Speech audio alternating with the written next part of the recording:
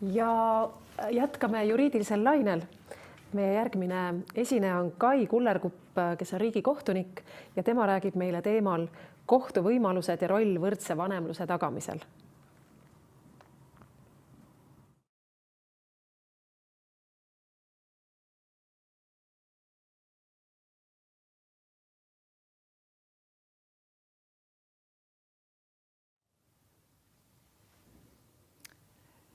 Head kuulajad, mul on omamoodi väljakutseks täna siis viimase ettekande tegijana siin teie ees seista ja oma mõtteid väljendada.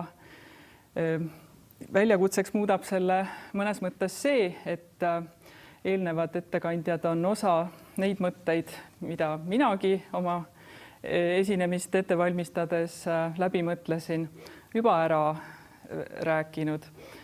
Aga ma siiski proovin võib-olla siis natukene teistsuguse lähenemisnurga alt nendest samadest küsimustest rääkida ja võib-olla siis üht-teist ka üle korrates, aga püüdes siiski jääda siis sellise fookuse juurde, nagu minu väikse ettekande pealkiri on, et milline on ja milline saab olla kohtu roll võrdse vanemluse tagamisel ja millised võimalused kohtul selle valdkonna puhul siis üldse on. See selline teemaasetus tuli mulle pähe just siis, kui ma tutvusin natukene tänase konverentsi sellise nagu eelmaterjaliga ja selle teemaga, et mida siis endast üldse kujutab võrdne vanemlus ja ka jagatud vanemlus. Need terminid ju iseenesest ei ole sellised juriidilised terminid, et seadus meil ei sisalda mõistet võrdne vanemlus või jagatud vanemlus. Samas, kui sisusse süveneda, siis tuleb välja, et olgugi teiste väljenditega, teiste terminitega on need põhimõtted meil siiski seadustes ka täiesti olemas. Nii et neid ei pea hakkama kusagilt tühjalt kohalt välja mõtlema ja siis nullist üles ehitama. Aga kui minna selle juurde, et mis siis on kohtu roll üldse, ei ole vist kellelegi üllatuseks, et tavaliselt selle all ju mõistetakse sellist õigust mõistvat ja vaidlusi, tülisid lahendavat funktsiooni. Kui vaadata võrdse vanemluse või sellist jagatud vanemluse kontseptsiooni, see justkui nagu eeldaks rohkem sellist läbirääkimiste üksmeeles, koostöövaimus saavutatud tulemusi. Kohtu puhul me räägime sellest, et on vaidlus, konflikt, tüli, keegi kaebab, keegi teine esitab vastuväiteid, esitatakse tõendeid. Ei lähe kokku justkui sellise ühistele eesmärkidele suunatud ja koostöövalmi mõtteviisi, käitumisviisiga. Siiski tuleb ka märkida seda, et kohtu ülesanded, eriti siis perekonna asjades, ei piirdu ainult vaidluste või tülide lahendamisega, vaid olgugi, et see on kohtu põhifunktsioon, siis on seadustega võimalik anda ja on ka seda tehtud kohtu pädevusse selliseid täiendavaid ülesandeid, mis ei pruugi seisneda selles, et lahendatakse kellegi hagi või mingisugust muud nõuet teise isiku vastu. Näiteks isegi perekonnaõiguse valdkonnast võib ju tuua, et lapsendamine on selline valdkond, mis ei sisalda endas vaidlust, konflikti, aga on selline protsess, mis tuleb läbida väga põhjalikult, väga kindlaid ka reegleid järgides just nimelt selleks, et tagada siis sellele lapsele, kelle lapsendamise üle küsimus on, tagada tema huvide igakülgne kaitstus ja põhjalik eelkontroll siis sellise olulise otsustuse tegemisel. Aga edasi minnes siis tänase teema juurde, et kuidas siis kohus üldse saab siseneda sellesse valdkonda, et pakkuda siis mingil viisil tuge või siis sellist abi vanematele oma rollide tasakaalustamisel, et millisel juhul see siis üldse kõne alla tuleb.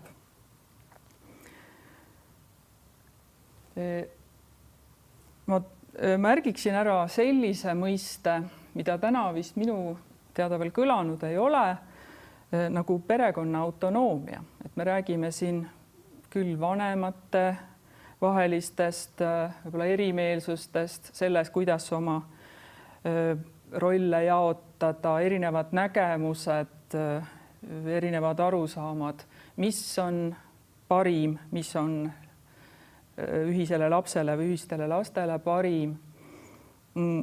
Samas, et kuidas tekib üldse see olukord, et sellesse vaidlusesse sekkub või seda hakkab lahendama mingi väljaspool asuv organ, et mitte, et need vanemad siis ise ei saa oma erimeelsustega hakkama, vaid pöördutakse kellegi poole.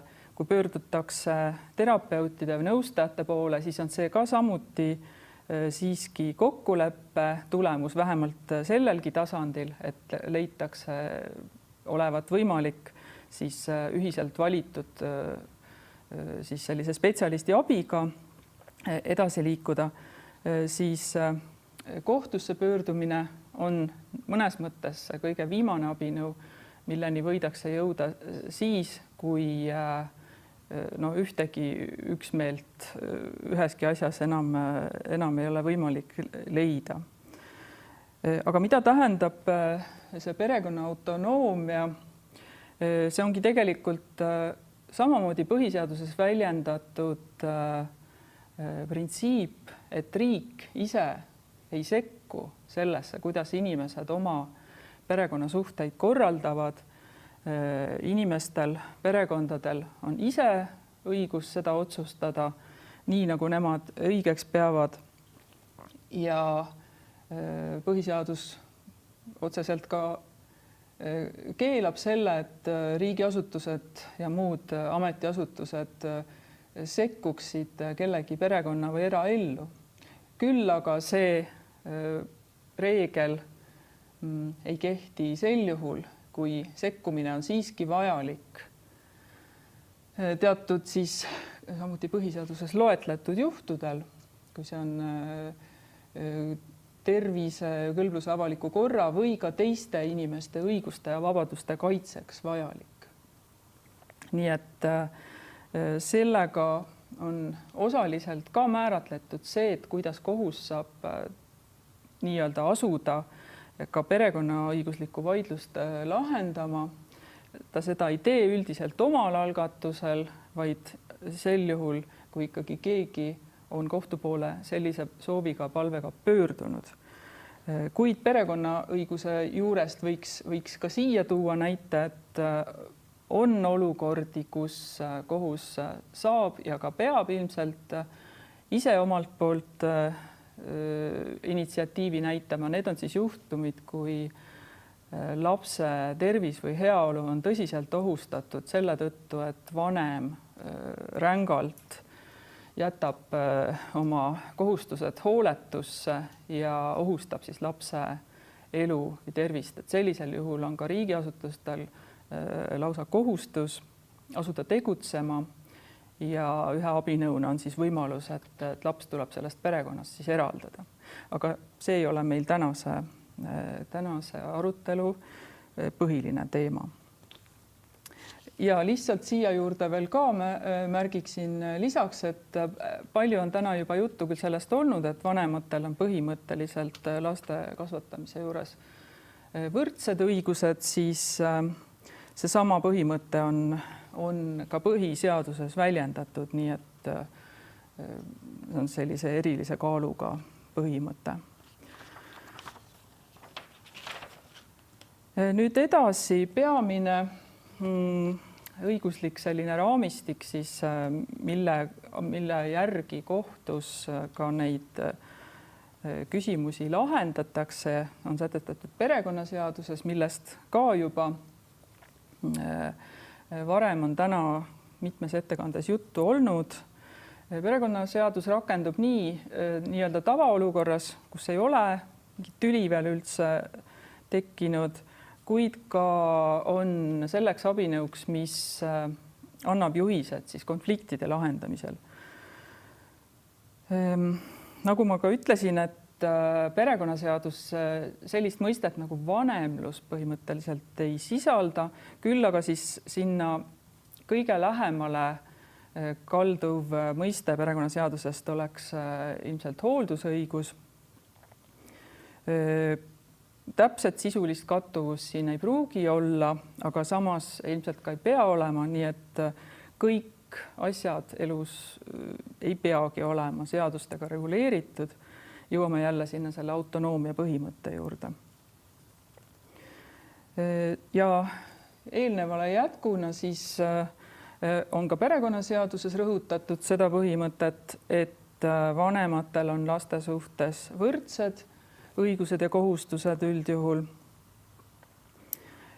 Ja ka vanematele ühise hooldusõiguse kuulumine on selline üldine printsiip.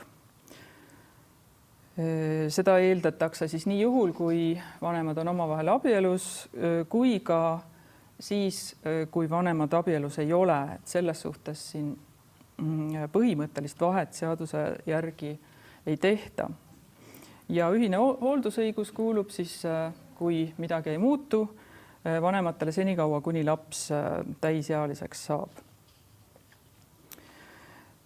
Iseasi on muidugi see, et kuidas seda võrdsust või seda hooldusõiguse võrdset teostamist siis kontrollida või tagada, milliste abinõudega see võimalik on. Aga see ongi suuresti seotud kõigi nende teemadega, mis on täna erinevatest ettekannetest juba läbi käinud. Et kas seda on võimalik tagada, kas seda on võimalik kuidagi riiklikult kontrollida, ilmselt mitte, aga siin on hästi suur roll vanematel endil, perekonnaliikmetel ja nende siis koostöö valmidusel ja suutlikkusel. Edasi minnes, siis see on võib-olla nüüd eelnevaid ettekandeid arvestades juba rohkem selline väike meeldetuletus, aga et millistes küsimustes siis me saame rääkida kohtus sellistest kohtuasjadest, mille sisuks võiks olla vanemate siis kas ühine või jagatud hooldusõigus või siis see võrdse vanemluse temaatika. Et need ongi siis peamiselt hooldusõiguse ja ka otsustusõiguse jaotamisega seotud vaidlused. Et kui esimene siin toodud näide, et vanema hooldusõiguse täielik või osaline äravõtmine lapse heaolu ohustamise korral ja lapse eraldamine perekonnast on siis võimalik põhimõtteliselt siis ametiülesande korras selles tähenduses, et kohus võib algatada selle menetluse ka omal algatusel. Enamasti on selleks aluseks küll pöördumine siis väljastpoolt.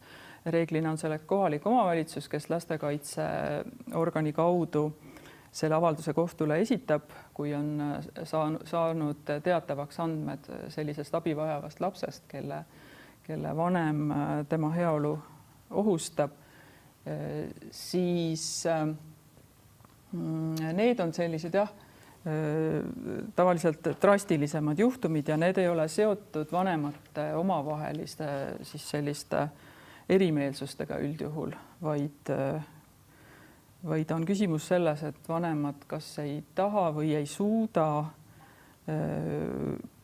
siis seda hooldusõigust sellisel viisil teostada, et see oleks lapse jaoks ohutu. Aga tavapärasemad on siiski vanemate endi vahelised ja sellega ka siis seonduvalt vanemate poolt kohtu ette toodud vaidlused, kus soovitakse muuta senist hooldusõiguse jaotust.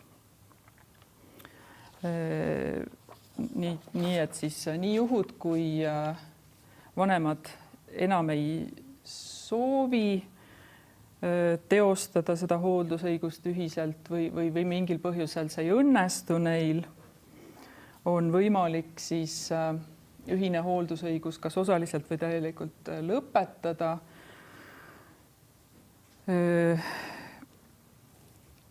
Kohtud siiski seda otsustust ei tee kergekäeliselt, kuna siin on samuti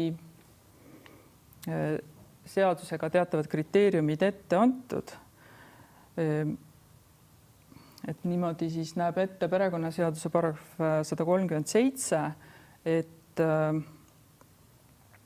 kui on alust eeldada, et ühise hooldusõiguse lõpetamine ja siis ühele vanemale ainuhooldusõiguse andmine ei oleks kooskõlas lapse huvidega, siis kohus sellist otsustust ei tee.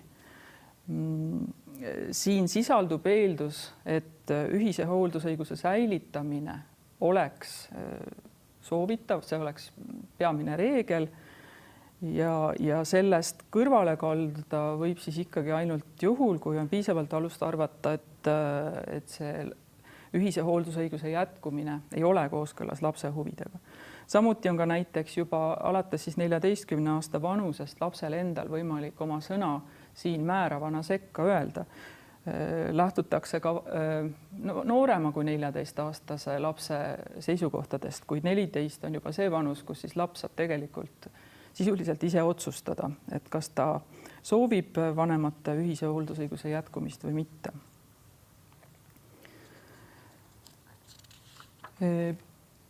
Ja samuti siis ka see otsustusõiguse üleandmisest üksikküsimustes ja hooldusõiguse võimalusest lõpetada seda ainult osaliselt, siis teatud kindlamalt piiritletud küsimustes oli juba siis ka eelnevas ettekandes juttu, mistõttu ma ei hakkaks siin seda lähemalt uuesti üle kordama, kuid et ei jääks muljet, et justkui kohus ainult siis nagu piirab või kitsendab vanemate hooldusõigust selle kaudu, et lõpetatakse ühine hooldusõigus, antakse üle ühele senise siis ühise hooldusõiguse teostamise asemel.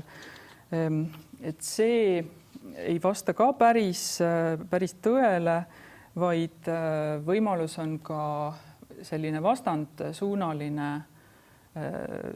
tulemus, nimelt et vanemate ühine hooldusõigus on võimalik ka kohtumääruse alusel taastada olukorras, kus see varem on siis ühel või teisel moel jäänud ainult ühele vanemale.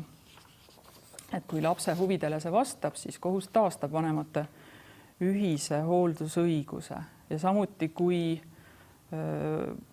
siis vanema hooldusõigus kuulub varasema siis kas elukorralduse või kohtumääruse alusel ainult ühele vanemale, siis teine vanem saab ka taotleda endale selle üleandmist. Nende otsuste tegemisel on alati peamiseks kriteeriumiks lapse huvid. See on perekonnaseaduses mustvalgel kirja pandud ja see peab alati olema number 1 kaalutlus, millest lähtudes kohus siis otsustab, et kuidas selle lapse elu kõige paremini korraldada. Mis aga on lapse huvid ja kuidas neid huvisid nagu välja selgitada, määratleda, siin ei piisa seaduses kirja pandust ja neid lapse huve ei ole ka võimalik ammendavalt defineerida, vaid tulebki siis lähtuda sellest, mis on eelkõige muidugi konkreetse lapse huvid, nii palju, kui seda on kohtu ette toodud. Ja ma märgin ka selle ära, et perekonnaõiguse asjades kohus ei ole passiivne pealtvaataja, vaid tal tuleb ka ise teha tavapärasest tsiviilvaidlusest suuremaid pingutusi selleks, et välja selgitada, kuidas tegelikult siis sellel juhtumil kõige parem lahendus välja peaks nägema. Perekonna asjades, hagita asjades kohus rakendab uurimisprintsiipi ja saab ka küsida täiendavaid materjale, täiendavaid arvamusi. See ei ole kuidagi piiratud, kui palju neid arvamusi sinna juurde küsitakse. Kohus ei saa küll tõepoolest ise minna sinna perekonna juurde mõneks ajaks elama ja siis nii-öelda ise oma kogemuse põhjal seda olukorda lahendada, aga ta peab kasutama kõiki selliseid kasutada olevaid mõistlikke võimalusi selleks, et välja selgitada, mis on siis lapsele parim. Ja tänapäevase arusaamise järgi julgen ka mina väita, et vanemate ühine hooldusõigus loetakse olevaks selline asi, mis on lapse huvides.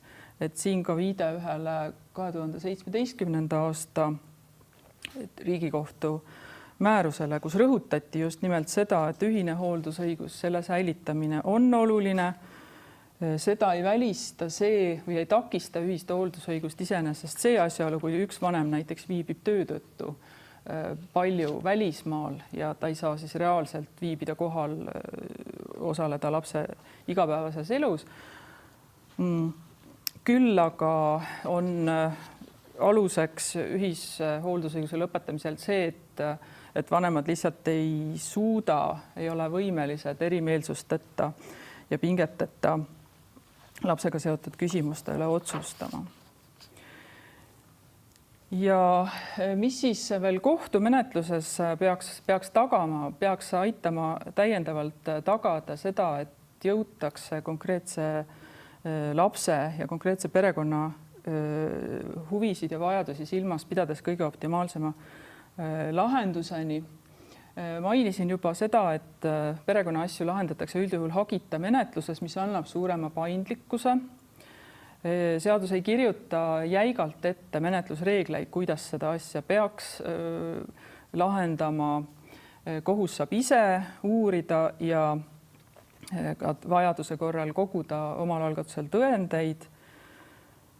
Ja kohus ei ole ka seotud sellega, mida konkreetselt kohtule esitatud avalduses taotleti. Kohus ei pea tegema lahendit täpselt selle järgi, nagu avalduses oli kirja pandud, vaid ta võib, kui ta leiab, et õigem on hoopis teisel viisil teha, siis on kohtul ka see võimalus. Loomulikult mitte ei tee kohus seda niimoodi, et ta seda enne asjaosalistega ei aruta.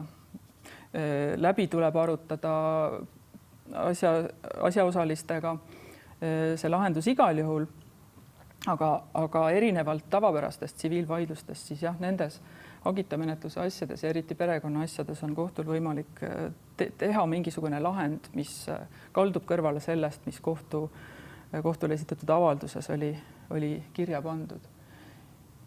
Ja samuti selle optimaalse lahenduseni leidmise üheks siis garantiiks menetlusseaduse järgi on see, et kohtul on kohustus üldjuhul isiklikult ära kuulata nii vanemad kui ka laps, sõltuvalt lapse ka vanusest. Üldjuhul siis vähemalt 10-aastane laps tuleb ka isiklikult ära kuulata. Teatud juhtudel näiteks eestkoste määramise asjades isegi juba 7-aastane laps. Ka tavapäraselt kuulatakse ära nooremaid kui 10-aastaseid lapsi, arvestades siiski ka spetsialistide hinnanguid sellele, et kuivõrd see konkreetne laps, kui hästi talle selline nagu ärakuulamine sobilik oleks, aga eriliselt on rõhutatud ka seda, et vanemad tuleb isiklikult ära kuulata.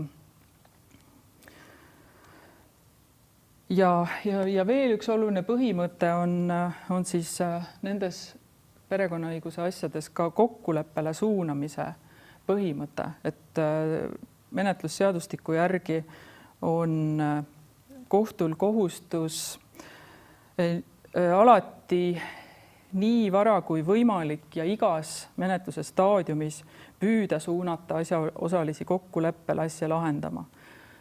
Nii et seda on siis ka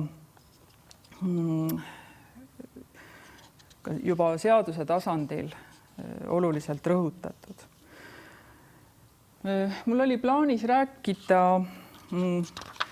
illustratiivselt siia nende teemade juurde kahest suhteliselt hiljutisest, need on siis mõlemad maikuust käesolevast aastast Riigikohtu lahendist.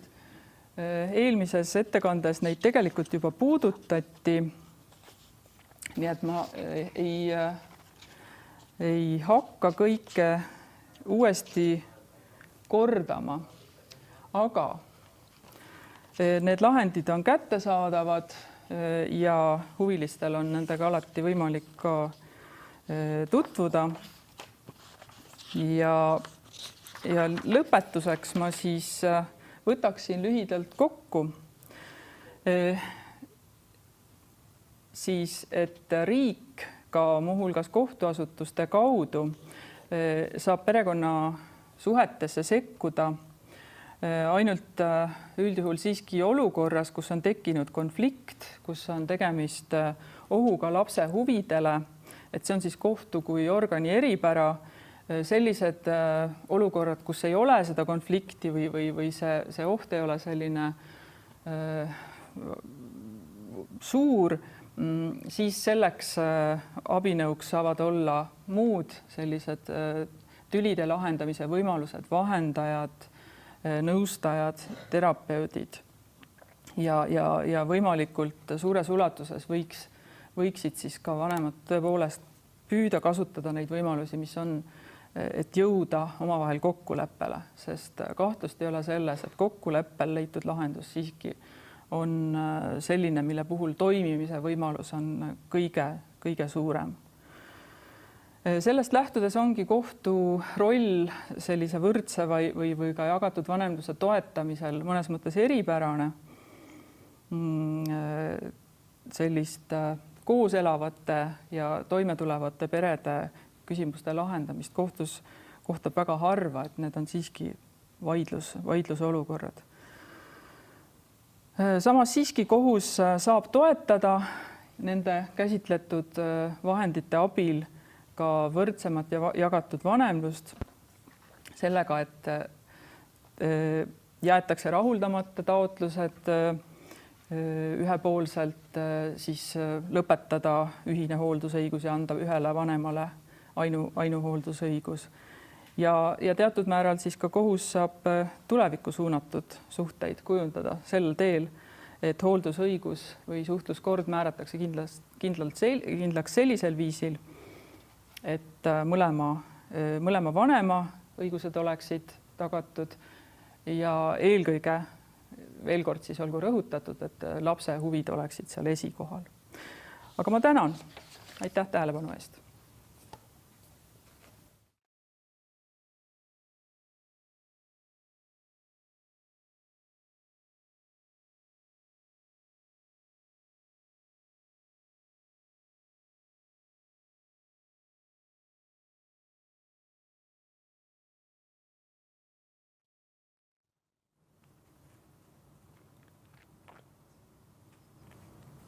Aitäh, Kai, meid olulisega kurssi viimast.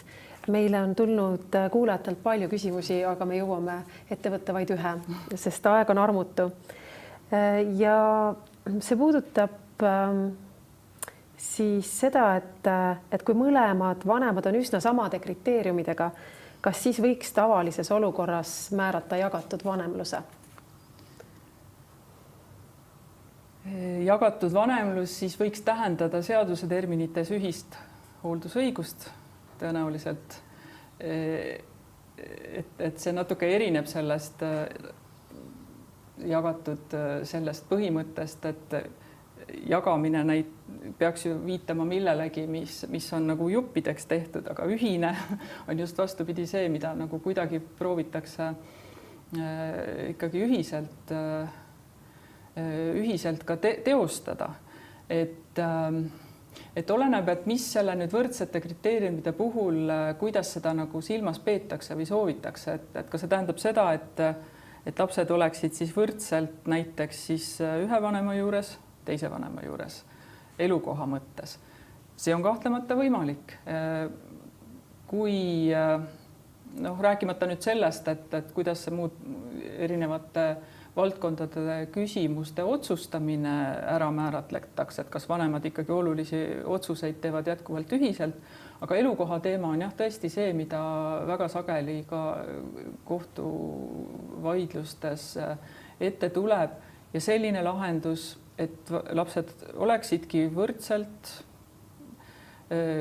poolajast ühe vanema juures, poolajast teise vanema juures, see on täiesti võimalik, kui on ka võimalik natukene mingisuguste andmete põhjal veenduda selles, et see lastele või lapsele siiski ka koormavaks ei osutu. Et näiteks, et kui oleneb ju, kus on vanematel kummalgi elukoht, et kas perioodiline nädala või 2 või 6 aja tagant ühest elukohast teise kolimine näiteks, et kas see on lihtsasti teostatav või see on ikkagi logistiliselt keerukas, et neid näiteid on tõesti igasuguseid, aga selline võimalus põhimõtteliselt on täiesti olemas. Aitäh! Siin on ka üks tänumeene Tanel Veendrelt. Aitäh!